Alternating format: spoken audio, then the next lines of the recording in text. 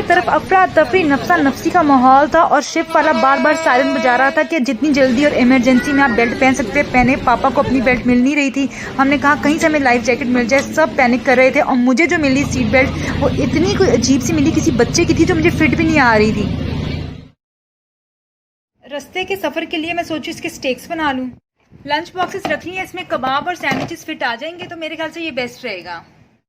वैसे पापा कह रहे हैं खाना पैक करने की ज़रूरत नहीं क्योंकि कराची का खाना लाहौर के खाने से बहुत बेहतर है।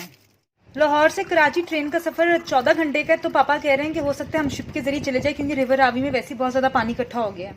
चलो जी, ये हो गया मेरा बैग रेडी, अब हम चलते हैं। पापा लो जी, पापा हमेशा निकलने के मौके पे बाथरूम चले जाते हैं यार। मेरा बैग भी रेडी हो गया, चीज़ें रेडी हो गई और सबका सामान आ गया, इधर रख लो, सब सामान निकल रहे हैं हम। चलो आज पापा कह रहे हैं सुबह सुबह ही निकल पड़ो तो बेहतर है ताकि आपका सफ़र इतना लंबा आपको महसूस ना हो। लेकिन मैं सोच रही हूँ इतने लंबे सफ़र पे जब सुबह सुबह निकलते हो ना तो इतनी वो होती है जिसे दिल दिख कहते हैं ना, वो हो जाता है। अभी मैंने जो है ना थोड़ा सोचा है मैनीक्योर भी करवाना है तो उसका टाइम नहीं मेरे पास। अब चाय मैंने ज़्यादा डाली, सोची थोड़ी कम कर दूँ ताकि जल्दी जल्दी हम टाइम पर निकलें आज। ये लंच बॉक्सेस में जो है ना हमने सैंडविच है थोड़े बहुत ना ज़रा स्पाइसी कबाब रखने हैं साथ में, तो ये लंच बॉक्सेस धुलवा के ना मैं इसमें सोच रही हूँ लंच ले जाएं। पापा कह रहे हैं आपको लंच ले जाने की ज़रूरत नहीं क्योंकि कराची के खाने बहुत ज़बरदस्त होते हैं। और उसके अलावा जो है ना 2 चीज़ें हमारे दिमाग में चल रही हैं कि या तो हम ट्रेन ले लें या गाड़ी के ज़रिए तो बिल्कुल नहीं जाएंगे क्योंकि बहुत लंबा सफ़र हो जाएगा। कौन ड्राइव करेगा, उसमें खर्चा भी ज़्यादा हो जाएगा। लेकिन हम ये कर सकते हैं कि ट्रेन अगर बहुत ज़्यादा है ना, मतलब 14 घंटे की ट्रेन ना, इवन ड्राइविंग जो वो 20 घंटे की लग जाती है। मैं सोची भाई रिवर रावी के ज़रिए चलें, आगे रावी में इतना ज़्यादा पानी इकट्ठा हुआ है उसी के ज़रिए चलना पड़ता है। मैं और मेरी पूरी फैमिली जब कराची के हार्बर पे पहुंची तो पूरी कश्तियां देखकर बड़े एक्साइटेड हो गए क्योंकि ये हमारा बिल्कुल पहला सफ़र था। हमने इससे पहले कभी कश्ती को देखा ही नहीं था। तो खैर कराची के लोग तो हर रोज़ ही कश्ती देखते होंगे, हम क्योंकि लाहौर के लोग हैं हमने कभी समंदर नहीं देखा। जैसे अभी सफ़र को मुश्किल से 15 मिनट ही हुए थे कि हमें पता चला कि कश्ती में फ़नी ख़राबी हो गई है। फ़नी का मतलब ये नहीं कि कॉमेडी ख़राबी होगी है, फ़नी का मतलब है क्योंकि टेक्निकल एरर आ गया था।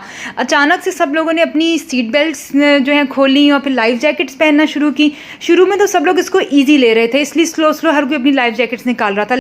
लेकिन जब शिप के कैप्टन ने बहुत दफ़ा सायरन बजाया तो सब लोगों को अचानक से थरथली मची। बच्चे बुजुर्ग सब एक दूसरे से जैकेट तकरीबन छीन रहे थे और मुझे समझ नहीं आ रही थी मैं क्या करूं। लेकिन मैं बार बार बस दुआ पनाह मांग रही थी, आयतुल कुर्सी का विर्द कर रही थी। पापा हमारे लिए लाइफ जैकेट्स लेने गए तो कुछ जो थे बहुत बड़े साइज़ के थे लाइफ जैकेट्स, कुछ बहुत छोटे साइज़ के थे। लेकिन पापा ने बड़ी मेहनत करके 2-3 लाइफ जैकेट्स निकाल ली वहाँ से। कुछ लोग लड़ रहे थे कि लाइफ जैकेट्स आप यहाँ से लेकर नहीं जा सकते, ये नीचे वाले जो कंपार्टमेंट के लोग हैं वो इस्तेमाल करेंगे। लेकिन पापा हमारे लिए फिर भी जो है 2-3 लाइफ जैकेट्स लिए। मेरे लिए जब जल्दी में लाइफ जैकेट लाए तो पता चला वो मेरे साइज़ की नहीं थी। मैंने फ़िट करने की कोशिश की लेकिन वो किसी बच्चे की थी। एक दफ़ा मैंने पहनी तो वो मुझे बिल्कुल फिट भी नहीं आई, जैसे 5 साल के बच्चे की होती है। लेकिन ये चीज़ अच्छी है, इन्होंने बच्चों के लिए भी लाइफ जैकेट्स रखी हुई हैं। बहरहाल मुझे ये देख के और भी पैनिक हुआ कि मेरे लिए लाइफ जैकेट है ही नहीं यहाँ पर। ये देखकर मैंने सोचा कि चलो मैं फ़िलहाल इसको पकड़ ही लेती हूँ, कोई इतना बड़ा मुझे इशू लग नहीं रहा क्योंकि मैं दुआ भी मांग रही थी इसलिए मुझे थोड़ा बहुत कॉन्फिडेंस भी था। लेकिन मैंने बहुत जब हिम्मत हार दी कि सभी लोग ने लाइफ जैकेट पहन ली तो मुझे कुछ समझ नहीं आई क्या करना है। इसके बाद जब हम आंटी की तरफ पहुँचे जिन्होंने अपना नया घर लिया तो उनके घर के बाहर इतना बड़ा कुत्ता बैठा था कि मैं तो उनके घर में एंटर भी नहीं हुई और सब कहते कुत्ता कुछ नहीं कहता, कुछ नहीं कहता, आप आ जाओ। खैर मैंने सारा वक्त बाहर गुजारा, बिरयानी भी मैंने बाहर सड़क पे खाई। उसके बाद हमने वापस जो सफ़र लिया वो गाड़ी पे लिया। कश्ती में हमने बिल्कुल सफ़र नहीं किया और पापा को गाड़ी वाले पे बहुत गुस्सा था। वो बार बार रोमांटिक सॉन्ग्स लगा रहा था और डोरेमोन और पता नहीं हगी मारू के और कितने ज़्यादा लबूबूज उसने इकट्ठे किए हुए थे। ये सफ़र हमारा यादगार रहेगा। लेकिन जो आज कश्ती में हुआ और उसके बाद जो उस कुत्ते ने हमें वेलकम किया, मुझे चीज़ बिल्कुल पसंद नहीं आई और हम इस तरह से अपने घर वापस आ गए। आज हम घर में सब आयतुल कुर्सी और दुआएं पढ़ेंगे और आयतें लगाएंगे क्योंकि हमारी तो जान बच गई यार। तो ये हमें ज़िंदगी का नया तोहफ़ा मिला है, नई ज़िंदगी का बल्कि तोहफ़ा मिला है और हम शुक्राने में ही हैं भाई। शुक्र है जैसे तैसे करके हमारी जान बच गई है। आज हमें लग रहा है कि हम फिर से ज़िंदा हो गए हैं। तो यार इसका शुक्राना करना बड़ा ज़रूरी है। इसी पूरा घर हम साफ़ कर रहे हैं ताकि हम अच्छे खासी तरीके से कुरान खानी करा सकें। कहते हैं कि जो हरी चटनी अच्छी बनाना सीख जाए औरत, वो दुनिया के तमाम मामलात को जो है ना दुरुस्त कर सकती है। क्योंकि जो हरी चटनी होती है ना, कभी कभार वो अम्बी की बनती है जैसे कि कैरी की, या कभी कभार वो धनिया पुदीने की बनती है और हरी मिर्चों की बनती है। तो उसको बनाने की भी 2-3 तरीके हैं। लेकिन जो औरत इस पर अबूर हासिल कर लेती है ना, वो सभी का दिल जो है ना जीत लेती है। ये पुराने ज़माने के लोगों की कहावत है, पता नहीं कितनी सच्ची है कितनी नहीं। लेकिन ये मैं बना रही हूँ, देखती हूँ मेरे पापा को पसंद आती है, मेरे घर वालों को पसंद आती है कि नहीं। उसी से पता चलेगा पुराने ज़माने की कहावतें आज भी सच्ची हैं या नहीं। वैसे ना किचन में सबसे ज़्यादा मुश्किल काम ना मुझे बर्तन धोने का लगता है, पता नहीं क्यों। ऐसा लगता है कि जैसे मेरे साथ कोई जुल्म हो रहा है, कोई ज़्यादती हो रही है, और ऐसा लगता है कि सारे काम ना प्रोडक्टिव लगते हैं। ये बर्तन धोने वाला काम लगता है इंसान 1902 के ज़माने में चला गया है। मतलब कुकिंग जो है वो तेज़ होती है, ठीक है, वो आपकी फुल स्पीड पे होती है कुकिंग। फिर उसके बाद आप बात कर लें कि सब्जियां काटनी, वो भी आपकी जल्दी जल्दी कट जाती हैं। जो बर्तन धोना है ना, ये ऐसे लगता है आपको इतना पीछे लेकर जा रहे हैं कि आपको समझ ही नहीं आ रही क्या करना ज़िंदगी में क्या नहीं। बर्तन ही जो है ना वो आपके दिमाग में रह जाते हैं सारा वक्त। और फला फिर देखिए धो धो के इसका क्या नीचे से टूटे हुए बर्तन, जो टूटे बर्तन है मैं उनको नीचे छुपा दूँ ताकि किसी को नजर ही ना आए, ना पापा को पता चले। यार कहते हैं जो हैक्स होते हैं ना, जो आपके छोटे छोटे टिप्स एंड ट्रिक्स होते हैं लाइफ में, वो आपके जो है ना काम को आसान बनाते हैं। तो खैर ये मुझे जो हैक है ना, हमारी तो बड़ी ही प्यारी अजीज़ और करीम हमारी जो दोस्त है हुमा, उसने मुझे हैक बताया कि इसे जो है ना नींबू से बर्तन धो, सारी की सारी ना मैल और चिकनाहट उतर जाएगी। हमारे खानों में वैसे इतना तेल होता नहीं है कि चिकनाहट का हमें मसला हो, लेकिन ये कि एक छोटे सी नींबू लूनी के साथ जो है कैसे यार सारे बर्तन धुलेंगे, वो भी जब इतने ज़्यादा आपके पास बर्तन हो, इतने ज़्यादा बर्तन हो, तो छोटा नींबू क्या काम करेगा। और हुमा मैडम कहती है छोटी छोटी चीज़ें हैं जो काम दिखाती हैं लाइफ में, ये काम आती है। भाई ये तो मुझे समझ नहीं आ रहा है, 2 मिनट का काम जो है मेरा, ये 20-20 मिनट में क्यों जा रहा है, ये मुझे समझ नहीं आ रही है। बहरहाल देखते हैं कैसा काम कर रहा है हैक। वैसे तो नींबू के अच्छे खासे हैक्स होते हैं, मुझे मालूम है, लेकिन यार ऐसे कौन सकता है। 2 नींबुओं से मैंने बर्तन धोने हैं सारे के सारे। देखते हैं कि सब तक ये कारआमद रहता है। बहरहाल ये देखो सारी प्लेटें जो है ना टूट जाती हैं, यहाँ से इसको छुपाती हूँ ताकि पापा को गुस्सा ना आए। मुझे याद है नींबू का हैक इस्तेमाल करते करते एक दफ़ा हुमा इतनी जोश में आई थी, उसने हमारी सारी किचन की शेल्फें ये नींबू से साफ़ की थी और सारी शेल्फों का रंग उड़ गया था। हमारी तब ब्राउन शेल्फें होती थी और सारी शेल्फों पर चटाखे पड़ गए थे, सफ़ेद रंग के, पीले रंग के, नीले रंग के। तो इसलिए ज़रूरी नहीं है कि नींबू आपकी हर चीज़ में हेल्प करे। देखिए अब ये फंगस लगी हुई है, नींबू नहीं उतारा, इस पर आपको पता नहीं क्या क्या लगाना पड़ेगा, विनेगर लगाना पड़ेगा, ऑयल लगाना पड़ेगा, क्या कुछ क्या नहीं। मैं छोड़ू यार।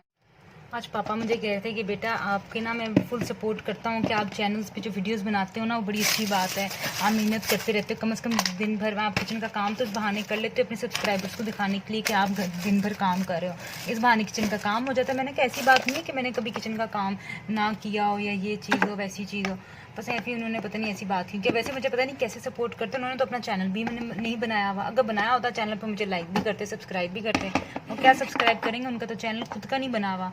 बहरहाल फिर जब मैं वीडियोस बनाती हूँ मुझे कहते हैं आहिस्ता बोलो बेटा, बोलो नहीं बेटा, बहुत ऊंचा बोल रहे हो बेटा, मेरे सोने का टाइम है। पता नहीं मैं कहूँ तो क्या करूँ। घर में सफाई सुथराई कराना बहुत ज़रूरी है, क्योंकि ना हमने आज दुआएं पढ़वानी है, तो ये सब दीवारें भी जो है ना साफ़ सुथरी होनी चाहिए। और दुआ वाला पानी जो है ना आप हमेशा अपनी बोतल में रख लिया करें इस तरह से, उससे क्या होता है कि आपका जो पानी है वो ज़मीन पे गिरता नहीं है, और इस तरह आप दीवारों पे छिड़क सकते हैं, चारों घर के कोनों पर आप छिड़क सकते हैं। उसमें आयतुल कुर्सी हो, कुरान पाक की आयतें हों तो बहुत अच्छा रहता है। इस तरह की बॉटल्स में जो स्प्रे वाली बॉटल्स होती हैं, तो भाई अपनी जान जान सभी को अजीज़ होती है, इसलिए यार अब हम पढ़ने लगे हैं दुआएँ। मैं हमेशा सोचती हूँ कि यार माइक्रोवेव आज साफ़ कर लूँ, आज साफ़ कर लूँ, पता नहीं ख़राब होता कैसे इतनी जल्दी। मुझे लगता है मैं हफ्ते में आजकल 2-2 दफ़ा साफ़ कर रही हूँ माइक्रोवेव। मुझे ये समझ नहीं आ रही कि क्या ये दाल इधर बिखर के गिरी हुई है, कभी तो पटाखे चले नहीं हमारे माइक्रोवेव में, मगर ये आज क्या हुआ, वह लगता है कुछ जिन चढ़ गया है, पता नहीं क्या से क्या हो गया यार। 2 पल में देखते देखते क्या करूँ यार। मैं तो यकीन माने मेरी नाखून लंबे करने की ख्वाहिश जो है ना, समझ नहीं आ रही कब पूरी होगी। मतलब ये जगह जगह से नाखून मेरे कट रहे हैं, टूट रहे हैं, क्योंकि मैं कभी ये चीज़ से सफाई करने लग जाती हूँ, कभी किसी चीज़ से, और फिर जो है ना आपके नाखून जो है कॉम्प्रोमाइज़ हो जाते हैं। पता नहीं यार, इसलिए शायद आजकल के ज़माने में ना सब लड़कियाँ एक्रेलिक करा ली, क्योंकि वो बेचारी घर के इतने काम करती हैं कि उनके नाखून ना इतनी देर तक लंबे हो भी नहीं सकते। बाहर अल्लाह ही मालिक है भाई मेरे नाखूनों का। चलो मैं काम तो तमाम करूँ, जल्दी से ख़त्म करूँ, बाकी बड़े काम करने मैंने। आजकल के बच्चों का काम जो है ना बड़ा ज़बरदस्त है। वो क्या है कि बचपन में ना छोटे छोटे बच्चे पूछते थे पापा ये सितारा ऐसा क्यों है, पापा कितने प्लैनेट्स हैं, या अम्मी हमें ये बताएं, हमें वो बताएं। तो सब बच्चे ना पहले आपसे सवाल किया करते, और आजकल के बच्चों का ये है कि वो सवाल नहीं करते, उनके पास एआई आ गया। एआई उनकी अम्मी अब्बू हैं, और एआई के ज़रिए हमें बल्कि आके बड़ों को बताते हैं कि अम्मी आपको पता है कि इतने प्लैनेट्स हैं, आपको पता है कि ये यूं हो जाता है, आपको पता है ऐसी चीज़ इसको ये कहते हैं। आजकल के बच्चे बहुत अच्छे और निराले हो चुके हैं, उनके पास पहले से ही काफ़ी ज़्यादा नॉलेज होता है हर चीज़। आज हुमा मैडम किसी से फ़ोन पे बात कर रही थी और कह रही थी यार हम तो ज़िंदगी बस जी रहे हैं। मैंने कहा जी रहे हैं या गुजार रहे हैं, फ़र्क होता है जीने में और गुजारने में। जब लोग कहते हैं ना हम जी रहे हैं, तो आपको उनकी टोन से पता चल जाता है कि आप ज़िंदगी जी रहे हो या गुजार रहे हो। बहुत सारे लोग ऐसे हैं जो बस ज़िंदगी गुजार रहे हैं, और करें भी तो क्या करें यार, जिंदगी इतनी अब अनप्रिडिक्टेबल हो गई, अब आपको जिंदगी गुजारनी ही पड़ती है। अब जी तो बहुत कम लोग रहे हैं, और जी वो रहे हैं जो हर वक्त शुक्राने में, हर चीज के शुक्राने में। आपके पास जो कुछ है उसका आप शुक्राना अदा करोगे तो समझो आप जिंदगी सचमुच में जी रहे हो। यार मैंने यूट्यूब की इतनी वीडियोस देखी हैं जिसमें लोग फ्रेंच सिखा रहे हैं, रशियन सिखा रहे हैं, कोरियन, जापानीज, इंग्लिश लैंग्वेज सिखा रहे हैं, और उन लोगों की वीडियोस के इतने मिलियन व्यूज़ होते हैं, इतने मिलियन व्यूज़ होते हैं, और हमारे यहाँ कभी किसी के ज़हन में ख्याल नहीं आता कि हम उर्दू सिखाएं, उर्दू देखें क्या कैसे इसका मतलब कोई ऐसा नहीं है शख्स के यार जो उर्दू जब सिखाते हैं तो मतलब लोग जो है ना इतना फॉलो नहीं करते चैनल को। यानी कि अपनी ज़ुबान पर आपको फ़ख्र होना चाहिए, और आपको चाहिए कि यार खैर मैं ये नहीं कह रही आपको वीडियोस देखकर सीखना चाहिए उर्दू, लेकिन हमारे यहाँ भी ऐसे काफ़ी यूट्यूबर्स होने चाहिए जो उर्दू सिखाएं। हुमा ने एक चैनल बनाया था जिसमें उर्दू सिखाती थी वो, लेकिन वो चैनल उसका मुश्किलों से 2 महीने भी नहीं चला, कोई सब्सक्राइबर, कोई लाइक, इवन कि कोई व्यू भी नहीं आया। इसलिए जो है ना अपनी इससे ये पता चलता है कि लोगों को अपनी ज़ुबान पे ना फ़ख्र ही नहीं है। अगर आपको अपनी ज़ुबान पे फ़ख्र हो तो आप बड़े ही फ़ख्र से उर्दू सिखाएं, इवन पंजाबी सिखाएं। मुझे बताएं आपके पास आपके सामने कोई ऐसा यूट्यूब चैनल है जो पंजाबी सिखाता हो, कोई ऐसा यूट्यूब चैनल जो उर्दू सिखाता हो? नहीं, कोई नहीं, क्योंकि अपनी ज़ुबान पे किसी को फ़ख्र ही नहीं है।